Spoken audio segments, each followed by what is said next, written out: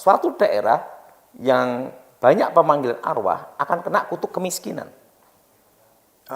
kutuk perceraian, kutuk perjinahan. Kutukan darah ini di mana akan banyak sekali yang namanya itu bencana, musibah. Pokoknya banyak kematian. Banyak kematian. Karena darah menuntut darah gitu loh. Makanya ada ritual-ritual binatang dikorbankan. Karena iblis tidak ada ilmu baru. Nah, yang benar adalah hanya bisa disucikan dengan darah manusia suci. Dan di dunia hanya satu, darah Tuhan Yesus. Keluarga, di keseharian, di kehidupan kita, jangan suka maki orang, jangan suka merendahkan orang, jangan suka menghina orang, jangan suka membuli orang, jangan suka menertawakan orang, karena kita adalah anak-anak terang, kita hadir untuk membawa terang. Haleluya. Nah, hari ini dalam program Kamu Hebat, khususnya kita masuk dalam wawancara, ya kan, berbincang-bincang bersama dengan orang hebat. Nah, ya kan, dan bersama dengan saya ada orang hebat yang cukup sering dalam program ini, tetapi masih kurang sering karena karena program-program yang sangat memberkati kita, yaitu Bapak Pendeta Daud Tony. Pak Daud, Tuhan itu baik. Haleluya. Haleluya. Pak Daud, hari ini kita mau bicara tentang kutuk hutang darah, khususnya kutuk hutang darah pada sebuah negeri. Kenapa? Karena banyak pemimpin-pemimpin negeri, termasuk di Indonesia, yaitu pemimpin-pemimpin yang percaya pada dukun, percaya pada kuasa kegelapan. Nah, Alkitab kan berkata, kalau pemimpin takut akan Tuhan, maka negeri itu diberkati. Tetapi kalau pemimpinnya percaya dukun-dukun dan kuasa kegelapan, kira-kira apa akibatnya? Silakan Pak Daud. Ada suatu kutukan dalam dunia mistik bagi ya. Ya. Itu ada dua kutukan. Dan dua kutukan ini sangat berbahaya, yaitu kutukan darah, dan yang kedua adalah kutuk alam kubur. Nah, jadi intinya setan tidak pernah kerja gratis. Kalau kita minta tolong dari setan, pasti ada harganya. Ini yang Pak Daud bilang kutuknya. iya. Nah, kita bahas dulu tentang kutuk darah. Iya. Suatu negara yang pernah kudeta, pasti akan terjadi kudeta lagi. Jadi suatu negara kalau terjadi pernah kudeta, maka akan terjadi kudeta lagi berulang. Kan itu ada kutuknya di situ. Namanya kutuk darah. Nah, makanya ada kata-kata. Karena dia naiknya dengan darah. Iya.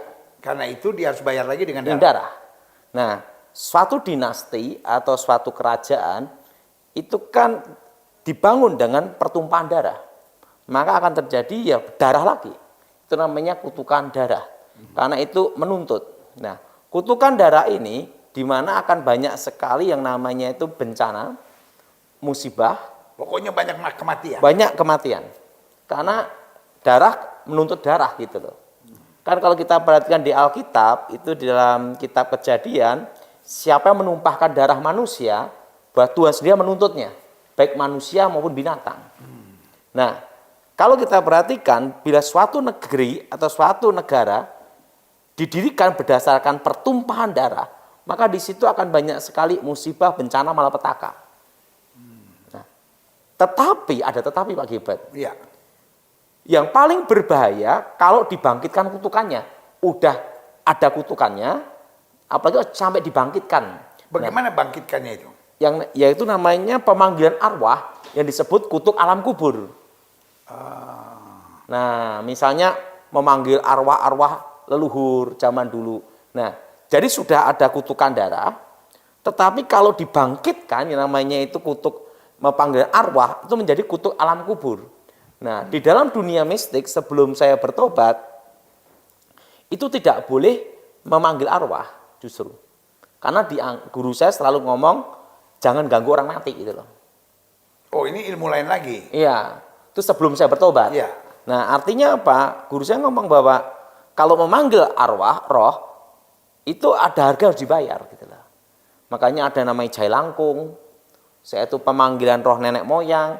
Nah, dari kecil kakek saya sebelum bertobat melarang saya untuk berhubungan pemanggilan arwah. Karena ada namanya kutuk alam kubur. Nah, banyak orang tidak tahu gitu loh.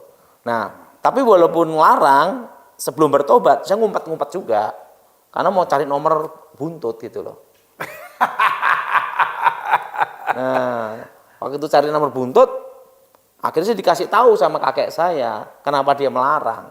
Kalau kamu bertanya sama arwah, atau memanggil arwah, yang datang bukan roh itu, bukan arwah itu roh lain.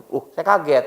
Nah, di situ saya mendalami kekuatan mistik, akhirnya menemukan memang yang datang itu bukan roh orang mati, tapi roh setan yang menyamar, yang mengikuti orang yang mati itu sejak lahir gitu loh. Karena setan bisa aja menyamar sebagai apapun, bahkan menyamar sebagai malaikat terang. Iya, tetapi akibatnya itu sangat berdampak luar biasa. Makanya itu loh dukun yang ngasih nomor togel, nomor buntut. Kenapa dia tidak beli sendiri? Dia kan tahu nomornya besok. Karena ada suatu kutukan, di mana kutukan itu bangkrut seumur hidup. Makanya dukunnya juga tidak berani beli. Nah, di situ saya baru mengerti, oh kenapa saya dilarang gitu loh. Jadi dalam dunia mistik yang sebenarnya, yang kalau kan ilmu gaib itu ada dasar, menengah, tinggi. Ya. Nah, pada waktu dasar menengah itu rahasia ini belum tahu. Tapi udah tingkat tinggi, namanya itu tingkat ngerogo sukmo. Karena dulu sebelum bertobat kan umur 10-11 tahun saya udah ngerogo sukmo. Nah, di situ saya mengetahui rahasia itu. Ngerogo sukmo itu namanya mecat rogo. Jadi meditasi puncaknya itu sampai tidak terasa yang namanya gigitan nyamuk, dan puncaknya itu roh keluar. Nafas berhenti. Makanya ngerogo sukmo itu maksimal 3 jam. Di atas 3 jam ya bablas mati. Nah, untuk roh ini keluar itu ada namanya tali batin. Makanya orang kalau ngerogo sukmo itu tidak boleh diketahui orang. Karena kalau dibalik gini aja, bablas, tidak kembali. Atau badannya dipindah ke tempat lain, tidak bisa kembali.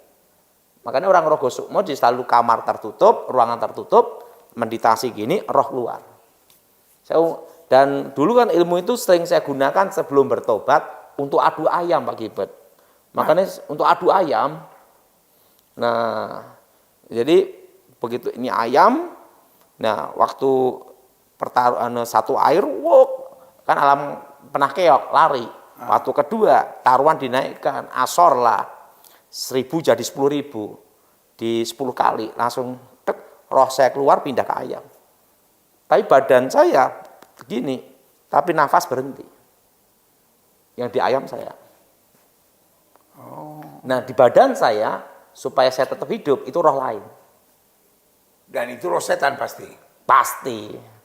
Tapi roh saya sudah keluar.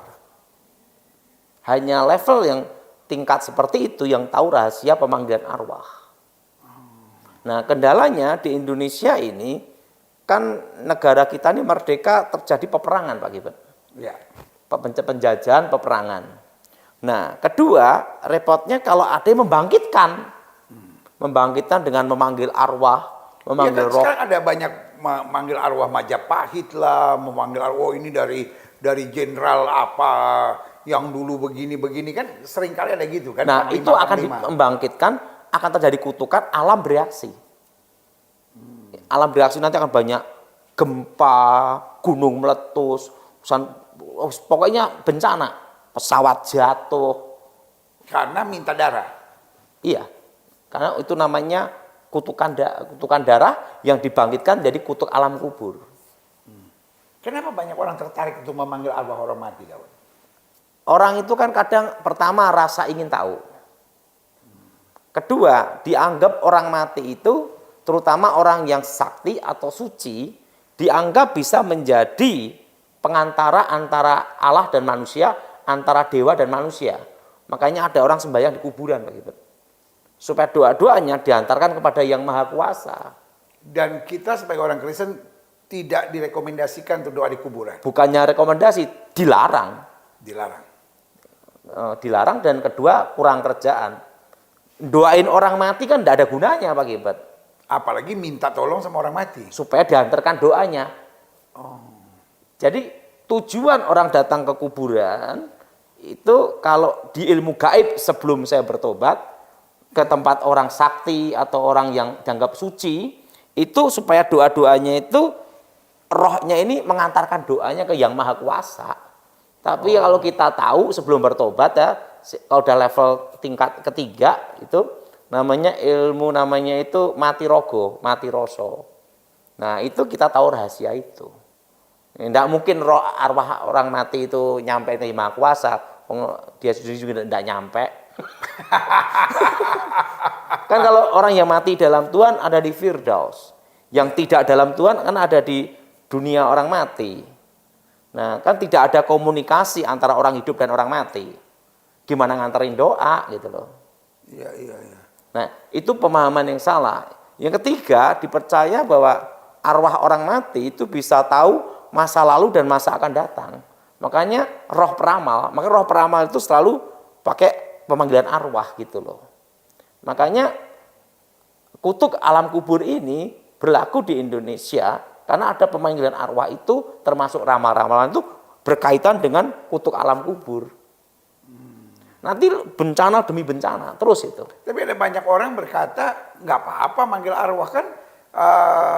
Saul juga manggil arwahnya Samuel gitu. Jadi ada beberapa orang mungkin dapat arwahnya pendeta, ngerasa oh ini dia lagi bicara sama saya lewat mimpi, dan bahkan sekarang mungkin ada banyak orang-orang yang begitu, Tuhan biar hamba Tuhan ini yang udah mati, dia dulu guru saya, dia dulu yang saya hormati, biar dia bicara sama saya, dia tuntun saya, bagaimana itu? Banyak orang yang salah pemahaman tentang ayat ini.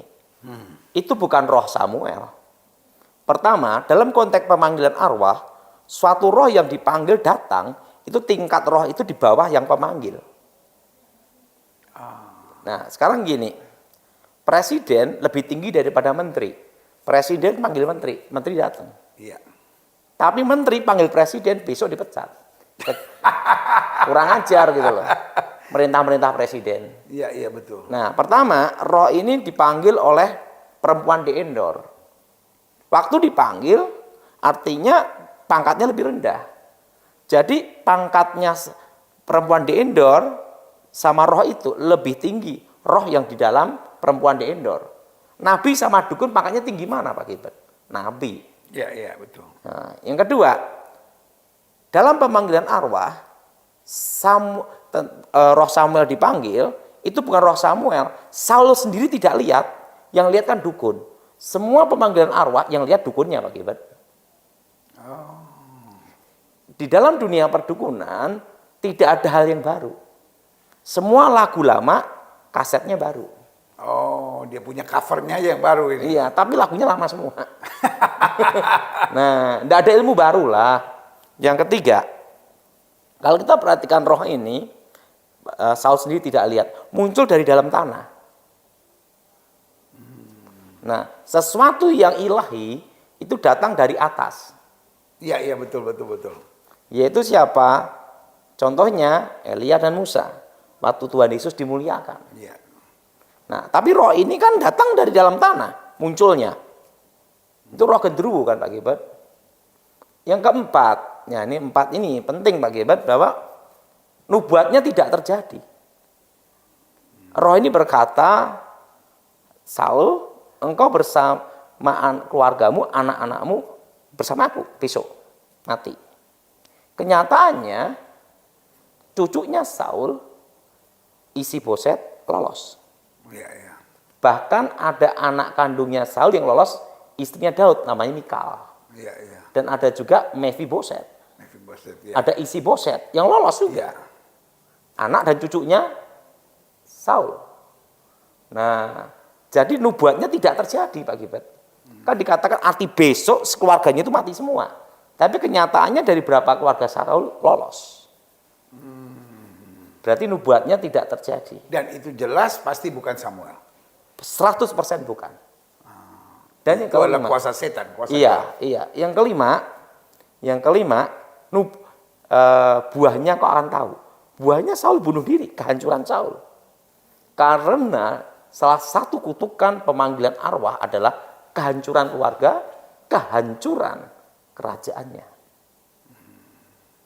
Makanya kita ini berdoa untuk negara kita Indonesia untuk mematahkan kutuk alam kubur. Karena cukup banyak, baik pemimpin di bangsa ini maupun orang biasa ataupun Terlalu banyak. penguasa. Bukan gitu kan. banyak, terlalu banyak. Makanya kita ini berdoa. Dan ini dianggap sebagai sesuatu yang dipercaya. Nah, karena dikira bahwa arwah orang mati yang dianggap sakti bisa menjadi pengantara antara manusia dan dewa atau Allah dan manusia. Nah, repotnya di situ Pak Gilbert. Nah, bagaimana kalau orang itu adalah orang, kan ini sekarang juga ada unsur yang dipanggil adalah arwah dari pemimpin spiritual. Jadi kalau saya mungkin gitu, kalau saya Kristen, oh dia dulu guru saya gitu. Atau mungkin kalau saya beragama lain juga, oh dia guru saya gitu. Jadi beranggapan bahwa ini sejalan sama iman saya. Karena yang saya panggil bukan, sekali lagi bukan arwahnya di Ponorogo, saya bukan panggil arwahnya Gajah Mada, bukan arwahnya Majapahit. Tapi kan yang saya panggil guru spiritual saya. Itu yang datang roh setan menyamar.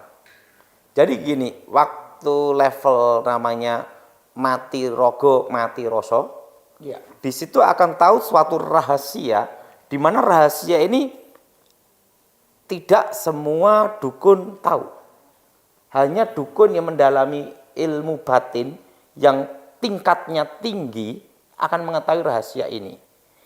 Itu yang datang bukan arwah, itu roh setan menyamar. Tapi roh dan suara dan apanya semua persis. Nah, sebelum saya bertobat itu ada namanya hukum kodrat. Apa itu hukum kodrat? Hukum alam, hukum kodrat, apa yang digariskan oleh Yang Maha Kuasa. Bahwa orang mati tidak bisa datangi orang hidup. Itu diyakini Pak Gilbert. Makanya pada waktu Kita bilang ada jurang pemisah yang memisahkan. Iya, kalau dulu sebelum saya bertobat namanya kodrat alam. Makanya guru saya, kakek saya sebelum saya bertobat, dia sangat melarang saya untuk memanggil arwah. Nah, dia ngomong bahwa kekuatan mistik yang sejati itu bukan tergantung kamu manggil arwah, bukan. Tetapi roh, yaitu kuasa gelap yang itu manunggal jadi satu. Senjata yang terhebat bukan di tangan, tapi di batin. Makanya level tingkat tinggi itu justru jarang pakai jimat Pak Gilbert. Tidak ada dukun yang hebat sakti perlu pengawal. Iya. Dukun sakti benar-benar itu tidak bawa apa-apa Pak Gilbert. Karena ilmu yang terhebat bukan dipegangnya di tangan, tapi di hati, batin. Nah, ini ada suatu kisah nyata Pak Gilbert ya. Saya belajar satu dari kakek saya. Jadi gini. Suatu kali ada pertunjukan debus. Ada pertunjukan orang itu potong-potong gini, silet ini, ya. Setelah itu batu bata, tek, hancur. Nah, waktu itu kakek saya tepuk tangan gini. Nah, saya sebagai muridnya bingung, yang hebat mana? Karena ini tek, hancur kakek tepuk tangan. Nah, saya itu sampai di rumah, saya tanya sama guru, dia hebat ya? Gitu. Langsung saya suruh ngambil gembok besi nggak hebat? Ya. Buka semua, tanpa disentuh. Batu kira-kira jarak 3 meter, giniin aja, hancur. Dia ngomong, Ton, kalau ada orang cari makan, kita kasih semangat. Kita senang. Kenapa? Tidak. Kalau orang pada cari makan model gini, berarti ngurangi perampok, ngurangi kejahatan. Kita harus mendukung. Jadi, Ton, kalau kamu dalam hidup ini, jangan suka nyerang orang. Jadi selama orang itu cari makan, dengan cara yang halal, biarin aja.